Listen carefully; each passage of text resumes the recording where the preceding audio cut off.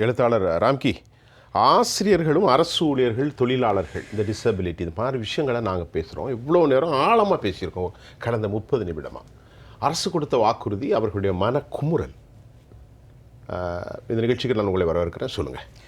நீங்கள் சரியான தலைப்பு தான் கொடுத்துருக்கீங்க. போராட்ட களமாகும் தமிழ்நாடுன்ட்டு. இந்த இரு தரப்போடைய போராட்டம் மட்டும் இல்லை, பல்வேறு தரப்புகள், அரசு ஊழியர் தரப்பில் பல்வேறு தரப்பினர் வந்து போராட்டம் நடத்தியிருந்தாங்க. இன்றைக்கு வருவாய்த்துறை அலுவலர் சங்கம் தமிழ்நாடு முழுக்க போராட்டம் நடத்துது. சில மாதங்கள் முன்னாடி பொங்கல் சமயத்தில் நம்ம பார்த்தோம், போக்குவரத்து ஊழியர்கள் போராட்டம் நடந்தாங்க. ஸோ எந்த போராட்டமுமே ஒரு முடிவுக்கு வந்ததே இல்லை, அவசரம் வரைக்கும் தொடருது. ஆமாம், அதாவது ஒரு தற்காலிகமாக நிறுத்தப்பட்டதாக அந்த கோரிக்கைகள் பற்றின எந்த விதமான ஒரு உத்தரவாதமும் தரப்படவில்லை. அந்த சம்பந்தப்பட்ட இயக்கமே வேணாம், பொதுமக்களுடைய பாதிப்பு காரணமாக நாங்களே நிறுத்திக்கிறோம் அப்படின்னு சொல்லி வந்த போராட்டங்கள் தான் நம்ம இது வரைக்கும் பார்த்துருக்கோம். இது குறிப்பாக நம்ம நீங்கள் சொன்ன இந்த இரு தரப்புடைய போராட்டம் ரொம்ப முக்கியமான விஷயம். ஏன்னா இந்த 2 தரப்புடைய பிரச்சனையே பார்த்தீங்கன்னா 2013 காலகட்டத்திலேருந்து ஆரம்பித்து கிட்டத்தட்ட 10 ஆண்டுகளாக பேசப்படுகிற ஒரு பிரச்சனைகள். இதில் திடீர்னுலாம் அவங்க போராட்டம் ஆரம்பிக்கவே இல்லை. இந்த 10 ஆண்டுகளில் பல்வேறு நிலைகளில் அவங்க போராட்டம் எடுத்திருக்காங்க. கடந்த ஓராண்டுகள்லேயே அதே டிபிஐ வளாகத்தில் இரு தரப்புமே போராட்டம் நடத்துது. அதில் நடந்த விஷயங்கள்லாம் பார்க்கட்டும், ஒரு 500 ஆசிரியர்கள், இடைநிலை ஆசிரியர்களை கைது எல்லாம் பெரிய பிரச்சனைகளாக நடந்தது. ஆனால் தொடர்ந்து இன்றைக்கி அதே ஆரம்பித்த புள்ளி அதே இடத்துல தான் நின்றுட்டுருக்கோம். இப்போ என்ன சொல்ல முடியும்னா, நிதிச்சுமையை காரணம் காட்டி அதை தான் உங்கள் சொல்லக்கூடிய ஒரே விளக்கமாக இருக்குது. நான் என்ன சொல்கிறேன், இந்த பிரச்சனை திமுக அரசு நன்றாகவே புரிந்து வைத்திருக்கிறது. அதற்கான தீர்வும் அவங்களுக்கு தெரியும். அந்த தீர்வையும் அவர்கள் தேர்தல் வாக்குறுதியில் ரொம்ப கிளியராகவே டிராஃப்ட் பண்ணி கொடுத்துருக்காங்க. 3 ஆண்டுகளுக்கு முன்னாடியே அதில் அவங்க மேடம் சொன்ன மாதிரி 181 முதல் வாக்குறுதி 177 கொடுத்துருக்காங்க. ஆமாம், எல்லாம் கிளியராக கொடுத்துருக்காங்க. 181, 111, 177 3 பிரிவுகளில் அதை அமல்படுத்துவதற்கு என்ன காரணம்னா, ஒன்று ஒரு மனம் வேண்டும், 2வது பணம் வேண்டும். 2 சொன்னாலும் நீ நிதிச்சுமையை காரணம் காட்டுறாங்க. நான் அந்த பள்ளிக்கல்வித்துறையோட சிக்கலே சொல்கிறேன். பள்ளிக்கல்வித்துறை ஒரு ஆண்டுக்கு செய்யக்கூடிய செலவு பார்த்திங்கன்னா 30,000 கோடி. இப்போ நீங்கள் என்னென்னலாம் ஆடம்பர செலவு பண்ணுறாங்கன்னு ஒரு 10 பாயிண்ட் சொல்லுவேன். ஆனால் நிறைய பேருக்கு மனநோகம் அடிச்சிடக்கூடாதுங்கிறதுக்காக நான் அதை இவ்வளோ சொல்லலை. ஒரே ஒரு இது மட்டும் சொல்கிறேன். தேசிய கல்விக் கொள்கையை அமல்படுத்துவோம் அப்படின்னு சொல்லிட்டு தேசிய கொள்கையை அமல்படுத்தாமல் மாநிலத்துக்கு ஏற்றவாறு ஒரு தேசிய கொள்கையை உருவாக்கி அதை நாங்கள் செய்வோம் 3 ஆண்டுக்கு முன்னாடி வாக்குறுதி கொடுத்தாங்க. அது சம்பந்தமான விஷயங்கள் நடந்துக்கிட்டே இருக்குது. இது வரைக்கும் அதற்கு சில செலவு இருக்குது. அதாவது எக்ஸ்பர்ட் கமிட்டி கூடுறாங்க, கலைகிறாங்க. ஸோ இது பல விஷயங்கள் பள்ளிக்கல்வித்துறை வீணாக பல செலவுகளை செய்கிறது. 30,000 கோடி செலவு பண்ணுறதுக்கு இந்த 250 கோடி ஒரு பெரிய விஷயமே இல்லை. நீங்கள் அவங்க சொல்கிற அவங்களோட 10 கோரிக்கை சொல்கிறாங்க. அதில் ஒரு முக்கியமான கோரிக்கை தான் இந்த சம வேலைக்கு சம ஊதியம்ங்கிறது. அது ஒரு பீர் பிரஷர். அது இப்போ இந்த கார் சுற்றி ஓடுறதுக்கு 42 கோடி திமுக அரசு செலவு பண்ணுறாங்க. இந்த ரேசன் ஓட்டினாங்களே அந்த பக்கம், இந்த ராணுவ மைதானத்தில் பேசணுமே, இப்போ பட்ஜெட்லையும் சொல்லியிருக்காங்க. அப்போ வாழ்வாதார பிரச்சனைக்கு 17 கோடியை கொடுப்பதற்கு ஒரு மாதத்திற்கு அரசு ஏன் ததிக்குது? பட்ஜெட்டில் கலர்ஃபுல்லான அறிக்கைகள் நிறையா வந்தது. இப்போ இந்த விஷயங்கள்லாம் பாருங்களேன். இதில் இப்போ 250 கோடிங்கிறது ஒரு பெரிய விஷயம் இல்லை. 2வது அவங்களுக்கே தெரியும் இதை ஏன் தாமதை செய்கிறாங்கங்கிறது தான் பெரிய கேள்விக்குறி. 2வது இப்போ நீங்கள் பீர் ப்ரெஷர்னு சொல்லும்போது ஒரு மோசமாக நடத்தப்படுகிற ஒரு தனியார் நிறுவனத்தில் கூட இந்த மாதிரியான ஒரு டிஸ்பாரிட்டி இருக்க முடியாது.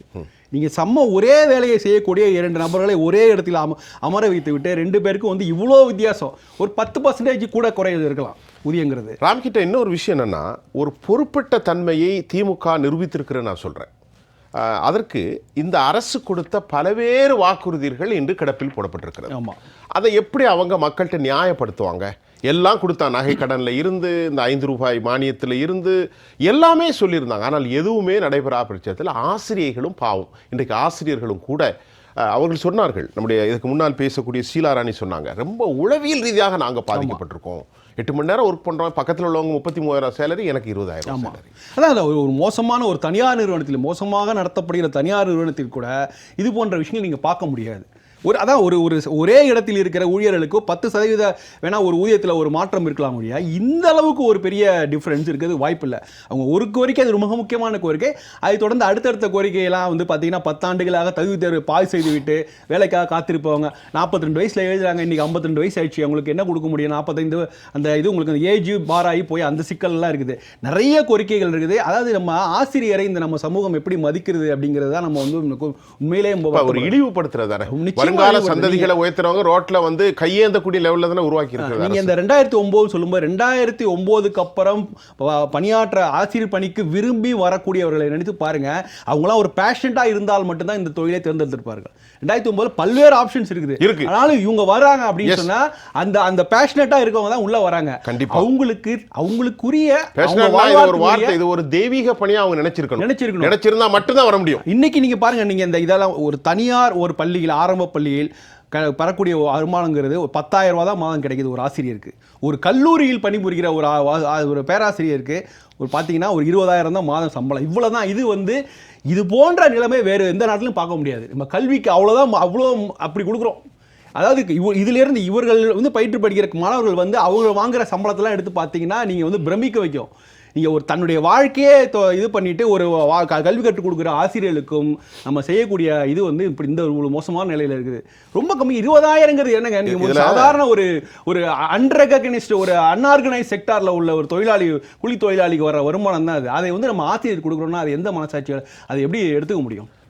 ராம்கிஷன் நிறைய கருத்தை வைங்க சார். இல்லை, இது வந்து போராட்டங்கள் எல்லா தரப்பிலும் இருக்குது. ஆனால் வந்து இந்த மாதிரி பார்வை குறைபாடு உள்ள மாற்றுத்திறனாளிகளும் இடைநிலை ஆசிரியர்களும் வந்து தங்களுடைய சம்பளத்துக்காக சமநிலை சம ஊதியங்கிறதுக்காக வந்து இறங்கி போராட்டம் நடத்துவதுங்கிறது உண்மையிலே வந்து இந்த சமூகத்தின் மிகப்பெரிய அவலம். நண்பர் சொல்லும்போது ஒரு 1%, 4% மாற்றுத்திறனாளிகளுக்கு இடஒதுக்கீடு இருக்குது. அதில் 1% பார்வை குறைபாடு உள்ளவர்கள் கொடுப்பதுங்கிறது நம்ம அதுக்குள்ளே நம்ம போக விரும்பல. ஆனால் பார்த்தீங்கன்னா நீங்கள் பார்வை குறைபாடு உள்ள மாற்றுத்திறனாளிகளை மற்ற மாற்றுத்திறனாளிகளை ஒப்பிடும்போது பார்வை குறைபாடு உள்ளவர்களுக்கு வந்து உண்மையிலே ஒரு சப்போர்ட்டிங் சிஸ்டமே கிடையாது. ஆக்சுவலாக நீங்கள் மற்றவர்களுக்கு கூட வந்து இந்த சமூகம் ஏதாவது ஒரு இதில் செய்து நீங்களால் பார்வை உள்ளவர்களுக்கு வேறு அடுத்தவருடைய உதவி இல்லாமல் எங்கேயுமே நகர முடியாத சூழல் தான் இருக்கும் இன்றைக்கி. ஆனால் இன்றைக்கி இதே வந்து நீங்கள் சொல்ல மாதிரி மற்ற நாடுகளோடலாம் ஒப்பிட்டு பார்க்கும்போதெல்லாம் வந்து அங்கே அவங்களுக்கு கொடுக்கக்கூடிய அந்த சம உரிமைங்கிறது அது இன்னும் ஒரு 50 ஆண்டுகள்னா கூட இந்தியாவில் அந்த மாதிரி நிலை வராது தான் தோணுது. அந்த மாதிரி ஒரு அவநம்பிக்கை ஏற்படுத்தி இவங்களுடைய அவருடைய அனுபவத்தை விவரிக்கும் போது எனக்கு இருந்த நம்பிக்கை வந்து படிப்படியாக குறைந்துட்டே போகுது. இப்படியெல்லாம் வந்து ஒரு அரசு எந்திரம் நடந்து கொள்ள முடியுமா அப்படிங்கிறதெல்லாம். ஸோ இவர்களுடைய கோரிக்கை வந்து நிச்சயமாக அது வந்து அவர்களுக்கே தெரியும். அவர்களுக்கு இது நியாயமான கோரிக்கை, அதுக்கான தீர்வுகளும் சொல்லப்பட்டிருக்கின்றன. நிதிச்சுமையை காரணம் காட்டி இதை நிறுத்துவதுங்கிறது ரொம்ப ரொம்ப ரொம்ப தவறான விஷயம். நிதிச்சுமைங்கிறது வந்து பார்த்தீங்கன்னா இன்றைக்கி எவ்வளவோ பாப்புலர் ஸ்கீமாக ஒவ்வொரு பட்ஜெட்டிலும் இந்த அரசு அறிவித்து கொண்டே இருக்கிறது. பாப்புலர் ஸ்கீம் மக்களுக்காக, பொதுமக்களுக்காக எல்லாம் அதிகமான நிதிச்சுமை, அதிகமாக நிதி நெருக்கடியில் சிக்கி சென்றாலும் ஒரு பாப்புலர் ஸ்கீமில் எந்த விதமான குறைபாடெல்லாம் கொடுத்துருக்காங்க. அப்படி இருக்கும்போது இது போன்ற நியாயமான கோரிக்கைகளை பற்றி எந்த விதமான ஒரு உத்தரவாதமும் கொடுக்காமல் அப்படியே போஸ்ட்போன் பண்ணுறது. ஒவ்வொரு 3 மாதங்களுக்கு அப்புறம் வந்து நான் பார்த்துக்கிறோம், நிதிநிலை சூழல் சரியாக, நிதி சூழல் சரியாகிறதுக்கான வாய்ப்பே இல்லை. இந்த விஷயங்களை உங்களுக்கு தெரிந்தே தான் ஒரு பொய் சொல்கிறதா தான் நான் பார்க்குறோம். எந்த அமைச்சருமே எந்த விதமான முக்கிய உத்தரவாதம் கொடுக்காத நிலையில் இவருடைய பரிதாப நிலையை வந்து பார்க்கும்போது உண்மையிலே வருத்தத்துக்குரிய விஷயமாக தான் இருக்குது.